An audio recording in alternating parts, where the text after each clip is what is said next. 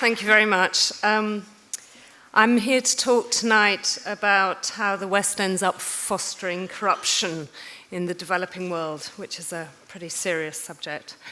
But let me just start by describing a scene which took place a few years ago in Kenya, as we were discussing, which is a country that's normally regarded as an African success story, and it took place in Nairobi, on the 15th floor of the finance ministry. And that's a skyscraper which is right in the center of Nairobi. And it was in the evening, rush hour's going on, most people are going home, and there's the finance minister of Kenya and the justice minister of Kenya and one other big burly guy, and they're having the kind of very intense talk that people don't want secretaries to be around to take notes on. And at a certain point, the big guy, the third guy, rushes off to the gents. The other two don't really notice because they're so engrossed. But there's a very good reason why he's rushed off like that, because actually under his shirt, he's got a tape recorder hidden. And he's actually been taping this conversation. And for some reason, the tape recorder has gone into play mode and is actually bringing the conversations that he's just taped back into the room. So he suddenly realizes he's going to be exposed as a sneak and a spy. This is the guy I'm talking about, who is John Githongo. And up until 2005, February 2005, he was the anti-corruption czar of Kenya, working in the office of the President Mwai Kibaki. And I think there's a picture of me and him together in London having a coffee in Primrose Hill. That evening, during that conversation in the ministry, was the closest that John came to being discovered, because that wasn't the only time he'd done that. He had done that several times. In fact, he developed a routine where he would tape these kind of sensitive conversations and then download them onto his computer and send them abroad to friends in encrypted form. And he was also collecting documents at the same time, because he had set up a network of informers in the civil service of Kenya who would sneak him these sensitive documents, and he would drive out to deserted garages and pick them up in the middle of the night and build up a body of evidence. So you might be wondering why someone does this, the president's anti-corruption chief, using these underhand cloak and dagger tactics that he knew would make him absolutely beyond the pale in the eyes of his contemporaries. I mean, utterly despicable. And I think you have to be desperate to do what he did. You have to feel that something you believe in very profoundly is being betrayed. And I think the issues that this whole story brings up are not just Kenyan issues. They're very relevant to all of Africa, and in fact, they're very relevant to a lot of developing countries.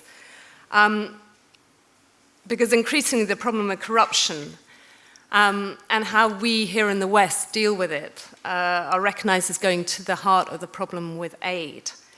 Live Aid was launched 25 years ago.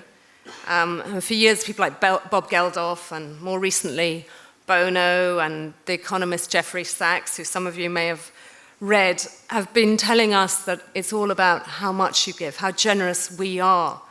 And the side that they don't look at, in my view, is the really sticky side, and the side that holds the key, which is how do you then make sure that money gets to the people who need it, rather than being siphoned off by sleazy politicians, or rather than propping up authoritarian regimes.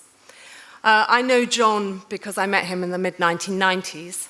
I was working as a journalist in Nairobi, and this was in the Daniel Arap Moi era, which was a regime that had really become so associated with sleaze, and the economy was in decline intellectually, and morally everything was stagnating. And John was a journalist working for a Kenyan business newspaper, and then he began to run something called Transparency International, which is an anti-corruption group. He ran the Kenyan branch of it.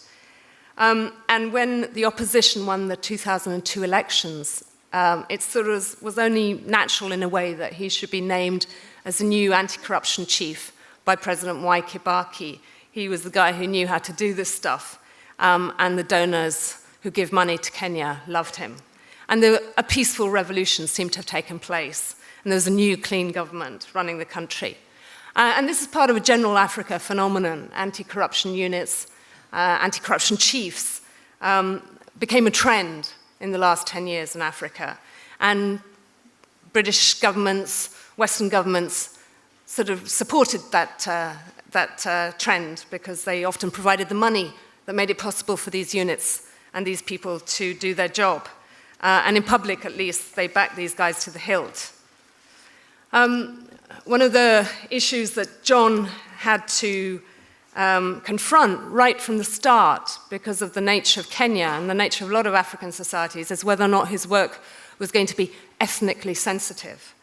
And that's because in Kenya, and I use the title for my book, which is called It's Our Turn to Eat, but essentially there'd been a rotating system of tribal elites who felt that once they controlled the presidency, or once you get to control your guys running a key ministry, you have the right to eat. And eating means eating public assets, not in an official way. And the message these guys were sending to constituencies was, you're from our ethnic community, you're part of the group, yeah, you're going to see us rolling around in big cars, and we'll be buying and building new villas, and we'll be swanning off to Manhattan or to Kensington, and our wives will go shopping in Harrods and Bloomingdale's. But it's okay because our community will benefit, and it's a zero-sum game because there are a lot of us fighting for these public resources. So our ethnic community will do better if you vote for us. And there'll be jobs in the civil service, there'll be contracts, there'll be investment in the constituency, so you better support us. And this is a system that in places like Kenya, it didn't start with independence. In many ways, it started with colonialism, because after all, Kenya was a British colony, and it was very much run for the benefit, the exclusive benefit of the white settlers up until the 1960s. And when Jomo Kenyatta, who was Kenya's first president, came along, he just perpetuated that system, only he did it for his Kikuyu ethnic group. And when Daniel Arap Moi came in, he did it for his Kalenjin ethnic group. And then in 2002, when you have the elections, the Kikuyu ethnic group is back in power, and it's their turn to eat. The interesting thing about this story is that John Githongo, the hero of my book, happened to be a Kikuyu himself. He'd been to school with a lot of people who are now running the country. He dated them, he made friends with them, he went to church with them. And everyone in the government expected him to go soft on them as a result, because he was part of the group. And what was really interesting is that rather than doing that, he made the Kikuyu business deals and Kikuyu ministries his particular focus. Because I think he represents a new generation in Africa that is young, that is very religious, as it happens, very idealistic, very cosmopolitan, very urban, and who finds this whole phrase of, it's our turn to eat, and all its ethnic implications actually repellent and morally and intellectually bankrupt, and didn't want to play that game. He heard about a new scandal. The scandal has been labeled Anglo Leasing in Kenya. It involved about $1 billion worth of dodgy military and security contracts, many of which involved companies that have their headquarters, have their shop fronts, because often that's all they are, here in the UK. $1 billion is about the value of Kenya's annual aid budget, just to put it in context. And as he dug away, he began to have conversations with Kikuyu ministers, and they kept saying to him, why are you digging? You know, why are you investigating? This is your community. You know, Anglo Leasing is us. Shut up, keep quiet, play the game. And instead, he was taping the conversations, and he began to get death threats. And finally, the reason why I got involved in the story is because he fled, he disappeared on a trip to the UK, and he came to my flat, and I was the person who ended up faxing his resignation letter to State House, saying he no longer wanted to do that job. He could no longer do it. And then he had to decide what he was going to do. He had lots of reasons to stay silent.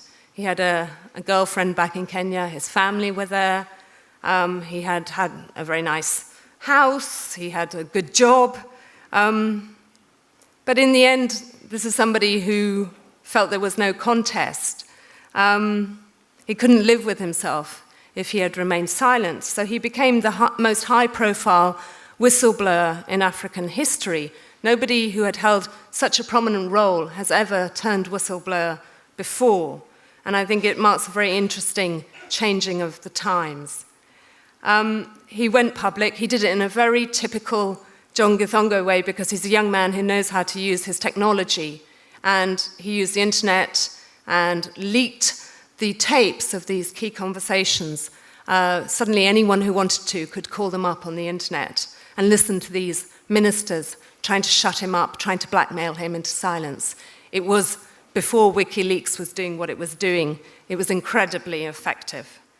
I remember the American ambassador in Nairobi describing the impact as being like a piano falling out of the sky. And the ministers involved in the scandal, they ended up being chased down corridors with journalists shouting, "Are you going to resign? Are you going to resign?" which is not something you tend to see in places like Kenya very often. So it was an enormous furore at the time, but in the long term, I think it was quite muted in terms of its impact. A few ministers did resign, but many were later reinstated, many of those who had really gone to the heart of this scam. There have been no prosecutions to date. And crucially, Western donors who send money to African countries continued to fund the Kenyan government. And I think they sent a very strong signal to the government of the day of what would and wouldn't be tolerated in the West. John had basically unburdened his soul, and very little had happened. And I think that's because the tendency here in the West is to see corruption as something distasteful, but basically trivial. A certain level of corruption is acceptable. You often get the sense when you speak to aid officials here, or in Scandinavia, or in America, or Canada, as long as the government concerned in Africa can deliver growth. Hold your nose and keep lending, because it's in the interest of the poorest of the poor. That's the phrase that always is used. In Kenya, it took the elections of 2007 to make everyone realize that this particular formula didn't really work, and that there's actually a fundamental link between the it's our turn to eat system of rule, which I try and describe in my book, and the violent implosion of what had seemed to be a very stable African state. The president of the day tried to rig the elections, and the non-Kikuyu Kenyans suddenly thought, oh my God, you know, we are going to be out in the cold forever and ever. Sorry, was that the 3-minute bell? Okay. Obviously, my watch isn't working.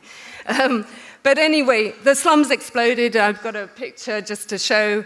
There were Rwandan-like scenes of people being pulled off buses, asked to show their ID by thugs, and then being killed, sometimes castrated, beheaded when they were from the wrong tribe. It was the most violent elections in Kenyan history.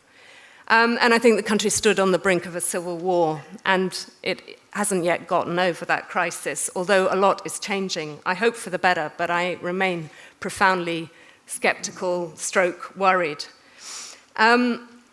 I think Kenyans are going through a major thought process of looking at the corruption problem and thinking, my God, it's nearly destroyed our country, and this sort of ethnic camouflage is really just a formula for personal theft of the people concerned, who then whip up this xenophobia in their constituencies. But I'm not convinced that people in the West here have gone through the same learning process.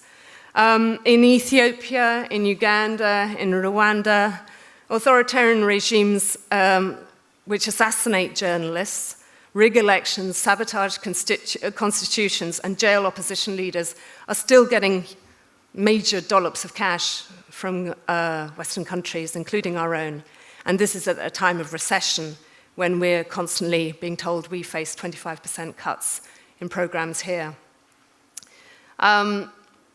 People say we need to clean up our acts and we need to prosecute companies here that are engaged in bribery abroad, and that's certainly true. We are making some progress, not enough, but we are making some.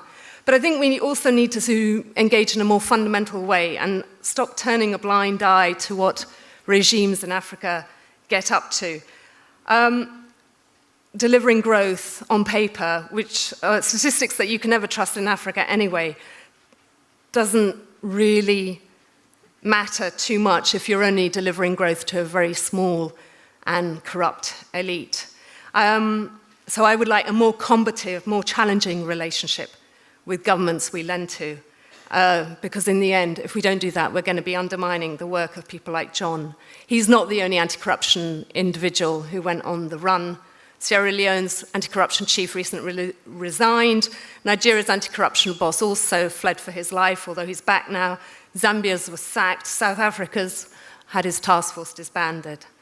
I'd just like to finish with two photographs, which I'm very fond of, if you can say that you're fond of. They're taken by David Levine, who is a very talented Guardian photographer. They show Kibera's slum, which is one of the biggest in Kenya, not the biggest. It's one of 200 in Nairobi. And it's something that members of Kenyan ruling classes drive past every single day and somehow manage not to see. And when I lived there, I also managed not to see. And they illustrate the vast inequalities of so many African states. This is Kibera, and I have this on the wall of my study as a constant reminder of what I'm trying to write about. There's a lot of anger in places like Kibera, as you can imagine, because they know that they're not eating, but their ruling elite is. And I think the priority here in the West is that our policies don't actually make things worse for people who live in this place, which, by the way, is right in the center of Nairobi and a stone's throw from that very glitzy finance ministry that I was talking about earlier. Thank you very much.